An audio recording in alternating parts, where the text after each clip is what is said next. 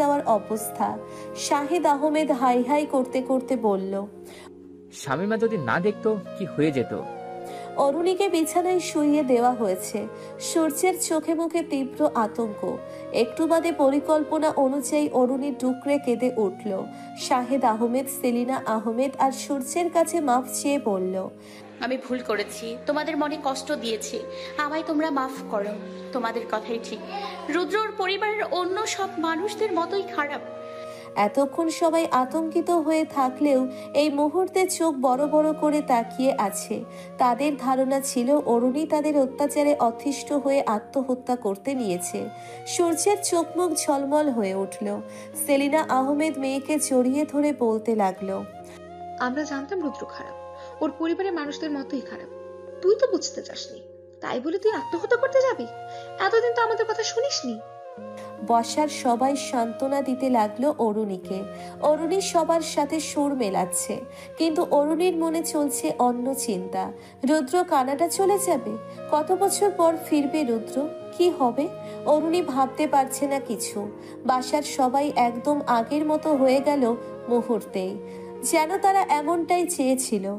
অরুণী শাহেদ আহমেদের উদ্দেশ্যে আহত গলায় বলল, আব্বা, আমি লেখাপড়া কমপ্লিট করতে চাই, আমি আর তোমাদের কথার অবাধ্য হব না, আমি ভুল করেছি।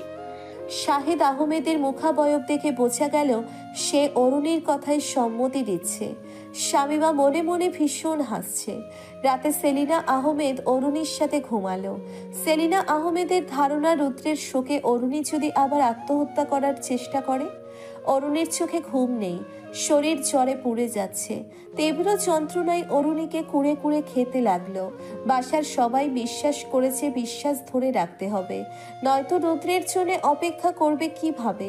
চোখ দুটো কাঁদতে কাঁদতে ক্লান্ত অরুণীর। বুক চিরে বারবার দীর্ঘ নিঃশ্বাস বের হয়ে আসতে লাগলো। অরুণী আস্তে করে সেলিনা আহমেদের উদ্দেশ্যে বলল, আমার মোবাইলটা কই, একটু দেবে? তাই তো, নীরা, ওদের সাথে কথা বলবো। সেলিনা আহমেদ ঘুম ঘুম চোখে বলল, সকালে নিস, এখন ঘুমা। অরুণীও জোর করল না। জোর করলে সেলিনা আহমেদের মনে সন্দেহ জাগতে পারে। অরুণী ঘুম থেকে উঠে ফ্রেশ হয়ে স্বাভাবিকভাবে গিয়ে নাস্তার টেবিলে বসলো। অরুণীর এই স্বাভাবিক আচরণে বাসার সবার স্বস্তি মিলল। শাহেদ আহমেদ আর সেলিনা আহমেদ খাওয়া শেষে টেবিল ছাড়লে সূর্য অরুণীকে উদ্দেশ্য করে বলল, আচ্ছা, তোর সাথে তো রুদ্র যোগাযোগ নেই। অরুণী না বলতে গিয়েও মাঝপথে থেমে গেল। অরুণী মনে মনে এই ভয়টাই পাচ্ছিল, বাসার সবাই সহজে বিশ্বাস করলেও সূর্যর মনে সন্দেহ জাগতে পারে। অরুণী যদি এখন বলে যোগাযোগ নেই, তাহলে সূর্য হয়তো জিজ্ঞেস করবে তাহলে ব্রেকআপ কিভাবে হলো। অরুণীর অবচেতন মনে এমনই শঙ্কা জাগে। অরুণী অপ্রস্তুত ভাবে বলল, ছিল যোগাযোগ, শামীমা আপার ফোন দিয়ে কথা বলতাম সুযোগ পেলেই। শামীমা একটু তফাতেই দাঁড়িয়েছিল, হকচকিয়ে গিয়ে তাকালো অরুণীর দিকে। অরুণী বোকার মতো কি বলল এটা? এখন যদি বাসার সবাই শামীমাকে দোষারোপ করে? শামীমার এই ভাবনা চিন্তায় ব্যাঘাত ঘটিয়ে অরুণী ফের বলল, শামীমা আপা সাদা সিধে মানুষ, এত সব কি বোঝে? ওনার ফোন রান্নাঘরে পড়ে থাকতো, আমি নিয়ে কথা বলতাম, শামীমা আপা তো খেয়ালই করতো না। শামীমা স্বস্তির নিঃশ্বাস ফেলল। অরুণীর দিকে তাকিয়ে মৃদু হাসল। অরুণী সূক্ষ্ম দৃষ্টিতে তাকিয়ে রইল সূর্যের দিকে। সূর্য কি অরুণীর কথা বিশ্বাস করছে না? সূর্য নাস্তা মুখে তুলতে তুলতে বলল, তারপর? অরুণী হালকা গলায় জবাব দেয়, তারপর কালকে আমায় ফোন দিয়ে বলে উনি নাকি কানাডায় স্কলারশিপ পেয়েছে, 2 দিন বাদে কানাডায় চলে যাবে, আমি তার যোগ্য না। উনি কত হ্যান্ডসাম আর আমি শ্যাম বর্ণের। ওনার নাকি আরো অনেকগুলো গার্লফ্রেন্ড আছে, প্রেম ভালোবাসা নিয়ে উনি এত সিরিয়াস না, এসব ওনার কাছে টাইম পাস ছাড়া আর কিছুই না। আমি নাকি বোকার মতো সিরিয়াস হয়েছি। এসব কথা শুনে আমার খুব কষ্ট হচ্ছিল, বাঁচতে ইচ্ছে হচ্ছিল না। অরুণী মুখটা পাংশুটে বর্ণ করে ফেলল, গলায় ভীষণ দুঃখী ভাব আনার চেষ্টা করলো। সূর্য খাবারের দিক থেকে মনোযোগ সরে গেল। উন্মনা হয়ে কি যে ভাবলো কতক্ষণ। এসব নিয়ে কথা শেষ হলে বিষণ্ণ গলায় বলল, কতদিন হয়ে গেল ভার্সিটিতে যাচ্ছি না। সেলিনা আহমেদ আর শাহেদ আহমেদের ভিতর তাদের রুম থেকে বের হয়ে শাড়ির রুমের দিকে আসছিল। অরুণীর কথার উত্তর শাহেদ আহমেদ বলল, না খেয়ে দিয়ে চেহারার কি হাল করেছিস? না খেয়ে দিয়ে চেহারার কি হাল করেছিস? 2 দিন পরে যা। রুদ্রর সাথে দেখা করার জন্য অরুণের পাগল প্রায় অবস্থা।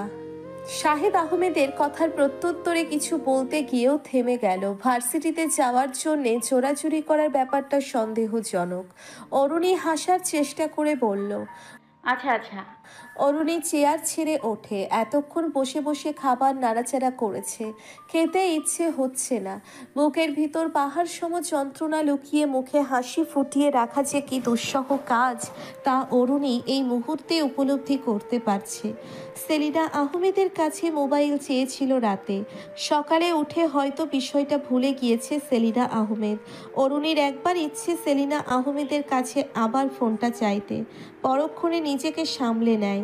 ফোনের জন্যে এত দিশেহারা হওয়াটা সেলিনা আহমেদের চোখে হয়তো সমীচীন হবে না।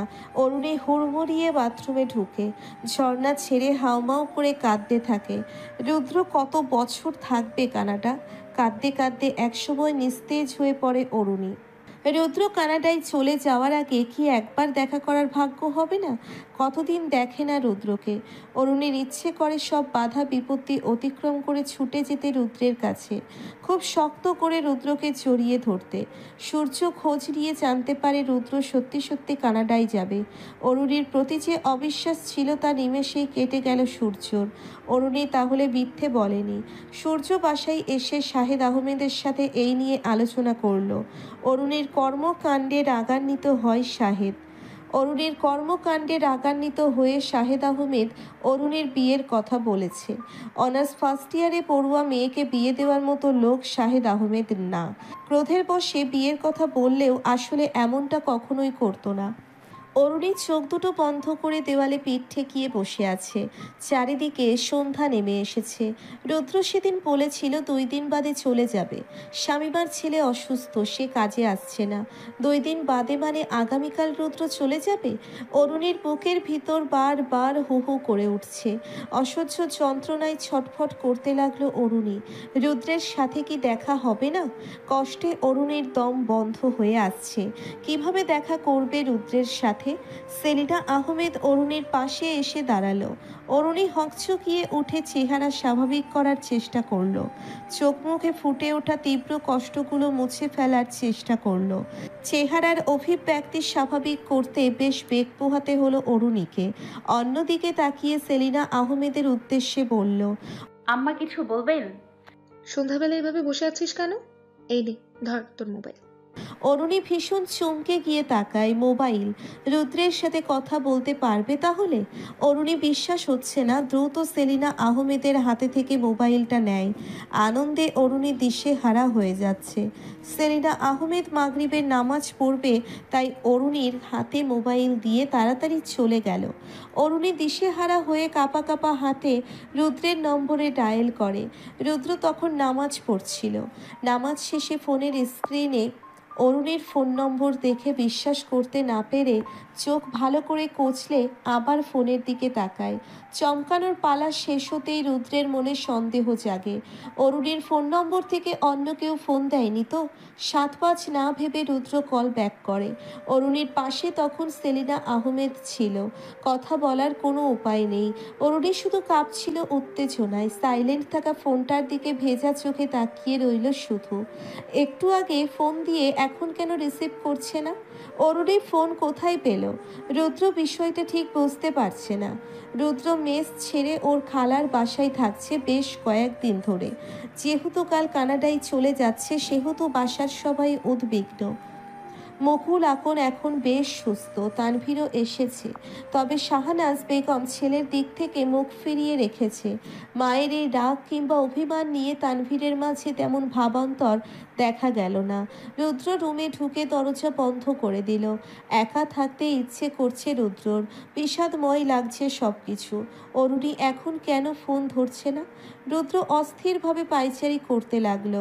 অরুণীর সাথে কি তাহলে দেখা হবে না কানাডা যাওয়ার আগে? কাল তো চলেই যাচ্ছে, তাহলে কখন আর দেখা হবে? রুদ্রর বুক ছিঁড়ে দীর্ঘ নিঃশ্বাস বের হয়। এত সব কষ্টের মাঝেও রুদ্র একটু স্বস্তি পেল। এই স্বস্তির কারণ হলো অরুণীর পরিবার বিশ্বাস করেছে যে রুদ্রের সাথে অরুণীর সম্পর্ক নেই এখন। অরুণীর খোঁজে শামীমার কাছে ফোন দিয়েছিল রুদ্র। তারপর শামীমার কাছ থেকেই এসব শুনেছে। রুদ্রকে খাওয়ার জন্যে ডাকলো। রুদ্র বিরক্ত ভরা গলায় শুধু বলল, মা আমি খাবো না, ডেকো না আর দয়া করে। ছেলের তিক্ত মেজাজ বুঝতে না পেরে শাহনাজ বেগম আর ডাকলো না। অরুণী শুয়ে শুয়ে বালিশে মুখ গুজিয়ে খুব সাবধানে কাঁদছে। অরুণীর চিৎকার দিতে ইচ্ছে হচ্ছে। রুদ্রর ভীষণ অস্থির লাগছে। রুম থেকে বের হয়ে ছাদে যায়। যদি একটা বার দেখা করতে পারত অরুণীর সাথে। উদাস হয়ে আকাশের দিকে তাকিয়ে রইল রুদ্র। বুকের ভিতর একরাশ হাহাকার। নিবিষ্ট হয়ে শুধু অরুণীর কথা ভাবছে। আর কোনো চিন্তা রুদ্রের মাথায় আসছে না। আশ্চর্য, রুদ্রের চোখ ভিজে যাচ্ছে। জীবনে খুব কম কেঁদেছে রুদ্র। লাবণ্যর সাথে যখন বিচ্ছেদ হয় তখন রুদ্র পুরোপুরি এলোমেলো হয়ে যায়, কিন্তু কখনো কাঁদেনি। আজ কি এক যন্ত্রণায় রুদ্রের চোখ ভিজে যাচ্ছে? রাত 2টা পেয়েছিল। রুদ্র ছাদেই দাঁড়িয়ে আছে রেলিং ঘেঁষে। সবকিছু এলোমেলো লাগছে রুদ্রের। অরুণীর দৃষ্টি নিকষ অন্ধকার মিলে আছে। দুইজনের কারো চোখেই এক ফোঁটা ঘুম নেই। অরুণীর বাসার সবাই গভীর ঘুমে নিমজ্জিত। অরুণীর পাশেই ঘুমিয়ে আছে সেলিনা আহমেদ। অরুণী সতর্ক পায়ে বিছানা ছেড়ে ওঠে। মোবাইলটা নিয়ে ওয়াশরুমে ঢুকে কাঁপা কাঁপা হাতে ডায়াল করে রুদ্রের নম্বরে। ফোনের স্ক্রিনে অরুণীর ফোন নম্বর দেখে রুদ্রের বুকের ভিতর আবার ধক করে উঠল। রুদ্র ফোন রিসিভ করে চুপ হয়ে থাকলেও ওপাশ থেকে অরুণী ফিসফিস করে বলল, রুদ্র, রুদ্র। অরুণীর কণ্ঠ শুনে রুদ্র উতলা হয়ে বলল, অরুণী, অরুণী তুমি? রুদ্র একটু থেমে আবার বলল, কেমন আছো আবেগী রানী? তুমি আমায় জ্যান্ত মেরে ফেলছো, একটু দেখা করো প্লিজ। আমি কাল চলে যাচ্ছি। তোমায় দেখার তৃষ্ণায় বুকটা চৌচির হয়ে যাচ্ছে। এতদিন পর রুদ্রের গলা শুনে অরুণী কান্নার ধকলে কথা বলতে পারছে না, শুধুই কাঁদছে। কোনো মতে বলল, কাল সকালে দেখা করব, এখন আর কথা বলা যাবে না। আম্মা সজাগ হয়ে যান। অরুণী ফোন রেখে ফ্লোরে বসে পড়ল। অসহনীয় কষ্ট কুড়ে কুড়ে খাচ্ছে ওকে।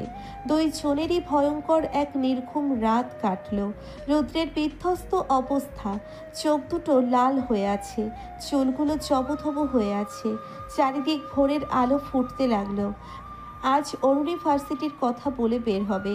বাসায় সবাই যা ভাবার ভাবুক, আজ কিছু পরোয়া করতে ইচ্ছে হচ্ছে না। অরুণীর মনে হচ্ছে ও পাগল হয়ে গেছে। শেষ পর্যন্ত অরুণী রাকা আর নীরার সাথে কথা বলে ঠিক করলো রাকার বাসায় যেতে বলবে রুদ্রকে। সেখানে বসেই রুদ্রের সাথে দেখা হবে। রাকার বাবা মা বাসায় না, তাই রাকার বাসায়ই দেখা করা উত্তম সিদ্ধান্ত। ভার্সিটি বা অন্য কোথাও বসে দেখা করলে সূর্য জেনে যেতে পারে। রুদ্রের বিকাল 5:30 ফ্লাইট, এখন সকাল 9টা। অরুণী রেডি হয়ে বাসা থেকে বের হতে হতে সেলিনা আহমেদের উদ্দেশ্যে বলল, আম্মা আমি ভার্সিটিতে যাচ্ছি। কথাটা বলে অরুণী তাকালো না সেলিনা আহমেদের দিকে। উত্তরের অপেক্ষাও করল না। আজ কারো কথা পরোয়া করার মতো মেজাজ অরুণীর নেই। অরুণীর অন্তরাত্মা কেঁপে কেঁপে উঠছে। রুদ্র চলে যাচ্ছে কানাডা, এই বাক্যটা অরুণীর মনের ভিতর ক্ষত বিক্ষত করে দিচ্ছে। অরুণীর আজ কিছু ভাবতে ইচ্ছে করছে না। জাগতিক কোনো খেয়াল অরুণীর নেই। অরুণী দিশেহারা হয়ে গেছে। রাকাদের ড্রয়িং রুমে রুদ্র বসে আছে। অরুণী রাকাদের বিল্ডিংয়ে ওঠার প্রথম সিঁড়ি থেকে তড়িৎ বেগে ড্রয়িং রুমে গেল। জোরে জোরে শ্বাস ফেলে হাঁপাতে লাগলো। দুচোখ বেয়ে অশ্রুধারা বয়ে যাচ্ছে। রাকা নীরা পাশেই দাঁড়ানো। অরুণীকে দেখে স্থান কাল ভুলে রুদ্র দিশেহারা হয়ে জড়িয়ে ধরে। রাকা নীরা ওখান থেকে চলে যায় ওদের একান্তে কথা বলার সুযোগ করে দিয়ে। অরুণী নির্বাক হয়ে 2 হাতে রুদ্রের শার্ট খামছে ধরে রইল। কিছু বলতে পারছে না। রুদ্রও চুপ। আধা ঘন্টা ওভাবেই কেটে গেল নিঃশব্দে। শুধু অরুণীর কান্নার চাপা শব্দ। রুদ্র অরুণীর মাথায় হাত বুলিয়ে দিতে দিতে ভারী গলায় বলল, এই অরুণী, কেঁদো না তো। 2 বছর পর ফিরে এসে একদম বোবা নিয়ে ফেলবো তোমায়। এখন একটু কথা বলো। কতদিন তোমার দেখিনি, তাকাও আমার চোখের দিকে। আবেগে রুদ্রের গলা ভারী হয়ে আসছে। অরুণীর রুদ্রের বুক থেকে মুখ তুলে রুদ্রের চোখের দিকে তাকিয়ে আবার কেঁদে ফেলে। রুদ্রের বুকে এলোপাথারি কিল খুশি দিতে দিতে বলল, যেন না আপনি, আমি শেষ হয়ে যাব। 2 বছর পর ফিরে আসবো তো পাগলি, তোমার সাথে তো ফোনে কথা হবেই। অরুণী তীক্ষ্ণ আর্তনাদ করতে করতে বলল, আপনি আমায় ভুলে যাবেন, আপনি আমাকে ভুলে যাবেন ওখানে গিয়ে। আমি জানি আপনি আমায় ভুলে যাবেন। রুদ্রর গলায়ও ধরে আসছে, চোখ দুটো সিক্ত হয়ে আছে। খুব কষ্টে নিজেকে সংযত করে অরুণীর 2 গালে 2 হাত চেপে ধরে বলল, এই মেয়েটাকে আমি ভুলতে পারি বলো? রুদ্র ধীরে ধীরে নিজের ঠোঁটছোড়া এগিয়ে নিয়ে আসলো অরুণীর ঠোঁটের কাছে। অরুণী শুধু কাঁপছে। রুদ্র নিচের ওষ্ঠদ্বয় ডুবিয়ে দেয় অরুণীর ওষ্ঠে। অরুণীর চোখ দুটো আপনা আপনি বুজে যায়। কয়েক মুহূর্তের জন্যে অরুণীর সকল দুঃখ কষ্ট ভুলেও অন্য এক পৃথিবীতে ভুলে যায়। সর্বাঙ্গে কেঁপে উঠছে অরুণী। জীবনের প্রথম চুম্বন, কি মাদকীয়তা, কি নেশা! অরুণী নেশাগ্রস্ত মানুষের মতো ঘোরের মধ্যে চলে যায়। রুদ্র অরুণীকে আরো শক্ত করে বাহুডোরে আবদ্ধ করে অরুণীর কানের কাছে মুখ নিয়ে গভীর আসক্তিতে বলে, ভালোবাসি। অরুণীর গলা কাঁপছে, চোখের কোটর বেয়ে পানি পড়ছে। সেই সাথে অরুণীর মুখ থেকে বেরিয়ে এলো, রুদ্র ভালোবাসি। চোখের পলকেই যেন কয়েক ঘন্টা কেটে গেল, কথাই ঘোরাচ্ছে না। সেই সাথে অরুণীর কান্না আর রুদ্রের বুকের ভিতর থাকা চাপা কষ্ট। রুদ্র পাহাড় সম কষ্ট গোপন করে বলল, অরুণী, এখন আমার যেতে হবে। অরুণী কিছু বলতে পারছে না, শুধু ফ্যালফ্যাল করে তাকিয়ে আছে। এই মুখটা আবার 2 বছর পর দেখবে। দুইজনের মনেই তোলপাড় শুরু হয়েছে। নিদারুণ ক্লেশে চূর্ণ বিচূর্ণ হয়ে যাচ্ছে। রুদ্র অরুণীর হাতে একটা চিঠি ধরিয়ে দিয়ে বলল, বাসায় নিয়ে সাবধানে পড়বে, খুব গোপনে, আবার ধরা খেও না। অরুণী টলমলো শরীর নিয়ে দাঁড়িয়ে আছে। রুদ্র ফের বলল, অরুণী, আমার দেরি হয়ে যাচ্ছে, ফ্লাইট মিস করব আমি, যেতে হবে তাড়াতাড়ি। অরুণীর দৃষ্টি গোচর করে রুদ্রের চোখ থেকেও দুফোঁটা পানি গড়িয়ে পড়ল। রুদ্রের এই কান্না অন্য কারণে ভরছে না। রুদ্রর এই কান্না অন্য কারণে। অরুণী বাসায় গিয়ে চিঠিটা পড়লেই কারণটা বুঝতে পারবে। অরুণীকে কথাটা সামনাসামনি বলার সাহস রুদ্রর হচ্ছিল না, তাই চিঠিতে বলা ছাড়া উপায় ছিল না। রুদ্র জানে অরুণী এটা মানতে পারবে না কিছুতেই। নিজের মনের কঠিন সিদ্ধান্তের কারণেই রুদ্রের চোখ থেকে 2 ফোঁটা জল বিসর্জিত হয়েছে। অরুণী মেনে নিতে পারবে তো রুদ্রের এই কঠিন সিদ্ধান্ত? অরুণী বাসার উদ্দেশ্যে গাড়ি নেয়। চোখের জল লুকানোর ব্যর্থ চেষ্টা বারবার করে যাচ্ছে। চোখ দুটোর বেহাল দশা, নিষ্প্রভ চোখের দৃষ্টি। চারিদিকে শুধু শূন্যতা আর হাহাকার। এই বিষাক্ত যাতনা অরুণীর সহ্য হচ্ছে না। বাসার গেটের সামনে আসতেই দেখে একটু তফাতে দাঁড়ানো শাহেদ আহমেদ। অরুণী অতি সন্তর্পণে চোখের পানি মুছে চেহারা স্বাভাবিক করার চেষ্টা করছে। কোনো রকম কান্না চাপিয়ে সামনের দিকে পা বাড়ায়।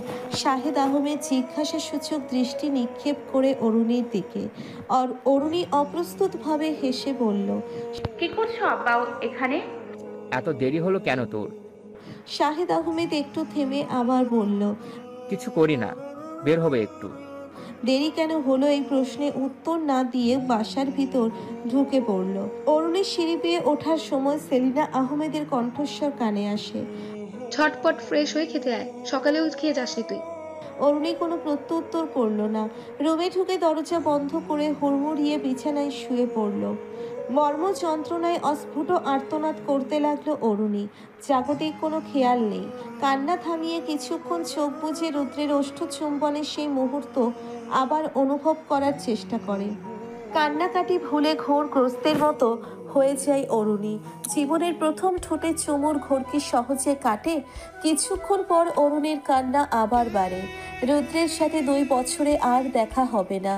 ছোট এই বাক্যটা অরুণীর কাছে যে কতটা দহনকর তা অরুণী কাউকে বোঝাতে পারবে না। সেলিনা আহমেদ ওনার মতো দরজা নক করে যাচ্ছে। অরুণী, এই অরুণী, কি সমস্যা কি তোর? খেতে আয়, আমি খাবার বেড়ে বসে আছে কতক্ষণ ধরে। কোনো সাড়া পাওয়া গেল না। সেলিনা আহমেদ ফের বলে, দরজা খোল, ফ্রেশ হচ্ছিস তুই? সেলিনা আহমেদের অচেতন মনে শঙ্কা জাগে, অরুণী আত্মহত্যা করেনি তো আবার? সেলিনা আহমেদের অন্তরাত্মা কেঁপে ওঠে। দ্রুত জানালার কাছে গিয়ে রুমের দিকে উকি দিল। অরুণী এলোমেলো ভাবে বিষের বিছানায় আছে। সেলিনা আহমেদ লম্বা এক শ্বাস ফেলে। জানালার কাছে সেলিনা আহমেদের উপস্থিতি টের পেয়ে অরুণী বালিশ থেকে মুখ না তুলেই মৃদুস্বরে পড়ল, মাথা ব্যথা করে আম্মা, যাও পরে খাবো। সেলিনা আহমেদ উদ্বিগ্ন হয়ে বলল। মাথা ব্যথার ওষুধ খেয়ে নে তাহলে। অরুণীর অমনোযোগী কণ্ঠস্বর। আচ্ছা। সেলিনা আহমেদ চলে যাওয়ার পর অরুণী উঠে বসে। কপালে লেপ্টে থাকা অবিন্যস্ত চুলগুলো গুজে নেয়। কষ্ট মিশ্রিত ভারী শ্বাস ফেলে ঘন ঘন। স্বাভাবিক হওয়ার চেষ্টা করে। নিজের মনকে প্রবোধ দেয়, রুদ্রের সাথে ফোনে কথা হবে, ভিডিও করলেও দেখা যাবে রুদ্রকে এত কষ্ট পাওয়ার। কত মানুষের প্রিয়জনিত বছরের পর বছর দেশের বাইরে পড়ে থাকে। হঠাৎ অরুণীর মনে পড়ল রুদ্র চিঠি দিয়েছে। অরুণী তড়াক করে বিছানা ছাড়ে। কি লেখা আছে চিঠিতে? অরুণী ব্যগ্র হয়ে ব্যাগ থেকে চিঠিটা বের করে। চিঠি নিয়ে বারান্দায় যায়। চিঠিটা খুলে খুব মনোযোগীভাবে পড়তে শুরু করে। অরুণী, প্রথমেই বলে দিচ্ছি, চিঠিটা পড়ে পাগলামি করবে না। প্রবাহমান জীবন মাঝে মাঝে আমাদের এমন তিক্ত বাস্তবতার সম্মুখীন করে যে শত কষ্ট চাপিয়ে রেখেও কখনো কখনো কঠিন সিদ্ধান্ত নিতে হয়। হঠাৎ এই চিঠি দেওয়ার কারণ হলো এই কথাগুলো তোমার সামনাসামনি বসে বলে তোমার যন্ত্রণায় কাতর মুখ আমি দেখতে চাইনি। 2 বছর আমাদের মাঝে কোনো যোগাযোগ হবে না। 2 বছর পর দেশে ফিরে তোমার বাসায় বিয়ের প্রস্তাব দিব। তোমায় হারানোর কষ্টের কাছে এই 2 বছর যোগাযোগ না থাকা নিতান্তই তুচ্ছ। তোমার সাথে যোগাযোগ থাকলে তোমার বাসায় কোনো না কোনোভাবে জেনে যাবে। তোমার বাসার মানুষ বিশ্বাস করেছে যে আমার সাথে তোমার সম্পর্কের বিচ্ছেদ ঘটেছে। আমি চাই এই বিশ্বাস আরও 2 বছর থাকুক। অরুণী, বাস্তবিক হও। আবেগ দিয়ে ভাবতে গেলে তোমায় হারাতে হবে, তাই আমি এরকম সিদ্ধান্ত নিতে বাধ্য হয়েছি। তুমি তো এতদিনে বুঝতে পেরেছো তোমার পরিবারের মানুষদের আমার পরিবারের ওপর কত বিতৃষ্ণা। পারিবারিক এই রেষারেষির কারণে আমি তোমায় হারাতে চাই না। 2 বছর পর দেশে ফিরে আমি আমার আগের সেই অরুণীকেই দেখতে চাই, যে আবেগ আর পাগলামিতে টইটম্বুর, যার চোখে মুখে সারাক্ষণ চঞ্চলতা লেগে থাকবে। তোমার সামনে বসে এসব কথা বলার সাহস আমার ছিল না। আমার 2টো চোখ ভিজে যাচ্ছে অরুণী। তোমার আবেগ রোগটা আমারও পেয়ে বসছে। চিঠিটা ছিঁড়ে ফেলে দিও। আবারও বলছি, তুমি কোনো রকম পাগলামি করো না। 2 বছর পর দেশে ফিরে তোমার চোখ ভরে দেখে তৃষ্ণা মেটাবো। রাতভর সজাগ থেকে তোমার রিনরিনের গলার স্বর শুনবো, তোমার আবেগের রং মেশাবো। 2 বছর অপেক্ষা করো, শুধু মাত্র 2 বছরই তো পাগলামি দেখতে দেখতে কেটে যাবে। তোমায় আমি কখনো কষ্ট দিতে চাইনি, না চাইতেও অনেক বড় কষ্ট দিয়ে ফেললাম। কিন্তু বিশ্বাস করো, আমিও সমান কষ্ট পাচ্ছি রুদ্র। অরুণীর কপাল গড়িয়ে গড়িয়ে পড়া নোনা জলে চিঠির অর্ধেকাংশ ভিজে গেছে। কি করলো এটা রুদ্র? 2 বছর যোগাযোগ থাকবে না। অরুণী নিস্তেজ শরীর নিয়ে বারান্দায় ফ্লোরে বসে রইল। অনুভূতি শূন্য দৃষ্টি। কিছু সময় পর কান্না আপনা আপনি থেমে গেল। তীব্র ক্ষোভে চিঠিটা ছিঁড়ে টুকরো টুকরো করে ফেলে দিল অরুণী।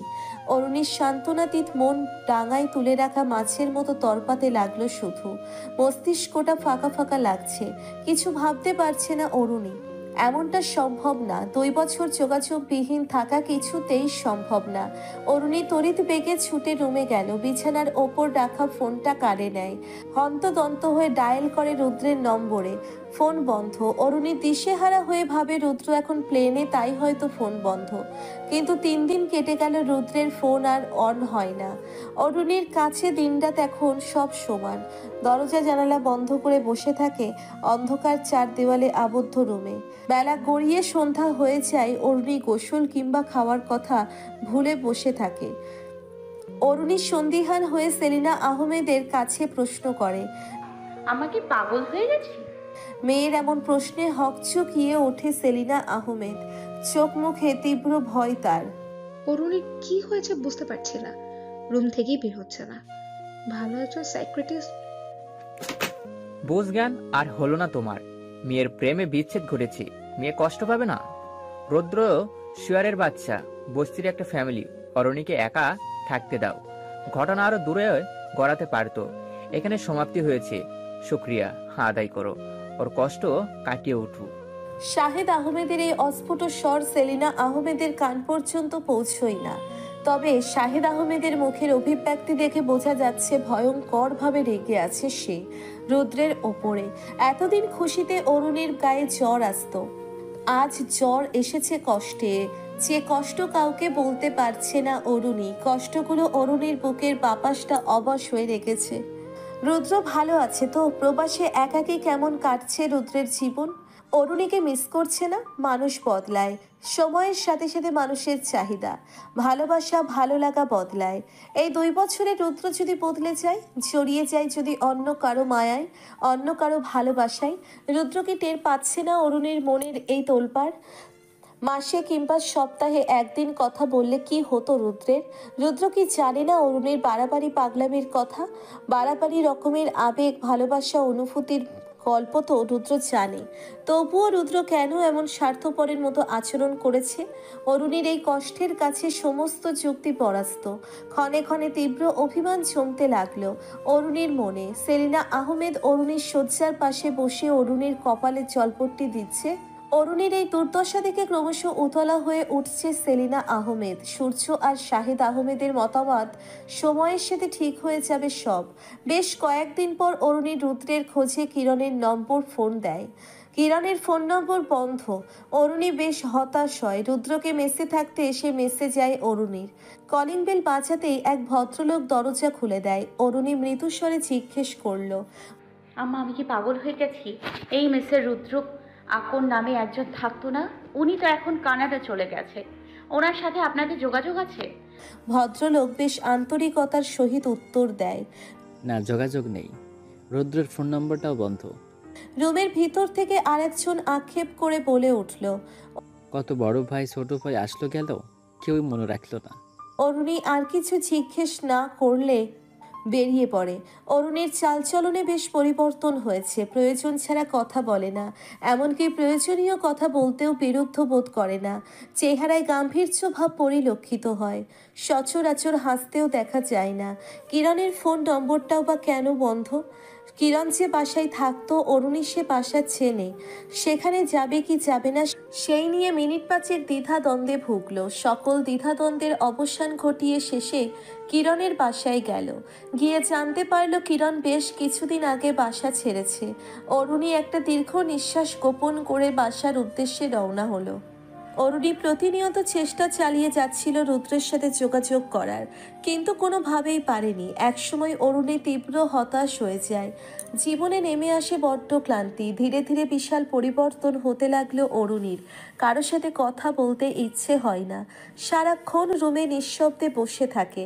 হাসতে ইচ্ছে হয় না, মাঝে মাঝে অতি প্রয়োজনে জোরপূর্বক ম্লান হাসে। রাত গভীর হওয়ার সাথে সাথে অরুণীর একাকিত্বের আর্তনাদ তীক্ষ্ণ হতে থাকে।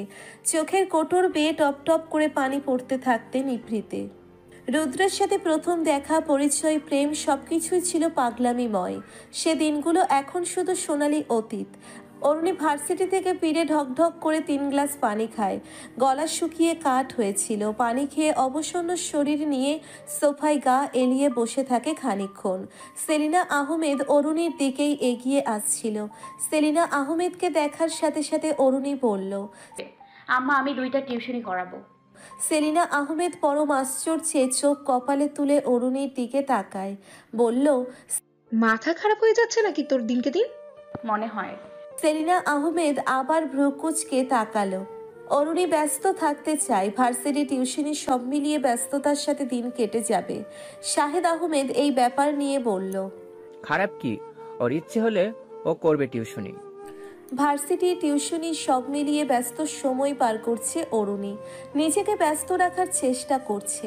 মাঝে মাঝে বুক চিরে যন্ত্রণাপূর্ণ একটা দীর্ঘ নিঃশ্বাস বেরিয়ে আসে।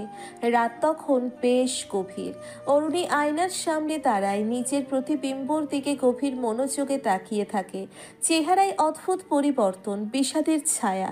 চোখের নিচটা কালো হয়ে গেছে খানিক, অযত্নে দিন দিন কালো হয়ে যাচ্ছে মুখটা।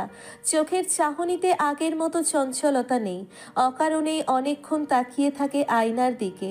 মুখ থেকে অস্ফুট স্বরে বেরিয়ে আসে রুদ্র। কতদিন কথা হয় না, দেখা হয় না, শুধুই অপেক্ষা। যদি বদলে যায় রুদ্র? অরুণীর মনে কাঁপন ধরে এই শঙ্কায়। রুদ্র যখন কাছাকাছি আসতো তখন অরুণীর মনে তোলপাড় শুরু হয়ে যেত, আর আজ যখন রুদ্র বহু দূরে, আজও অরুণীর মনে তোলপাড় হয়ে যাচ্ছে। হ্যালো বন্ধুরা, পরবর্তী পার্ট খুব তাড়াতাড়ি আসবে, তো সবাই অপেক্ষায় থাকো। আর চ্যানেলটি যারা এখনো সাবস্ক্রাইব করোনি তারা পরবর্তী পার্ট দেখার জন্য চ্যানেলটি সাবস্ক্রাইব করে রেখো। ধন্যবাদ সবাইকে, আমাদের সাথেই থেকো।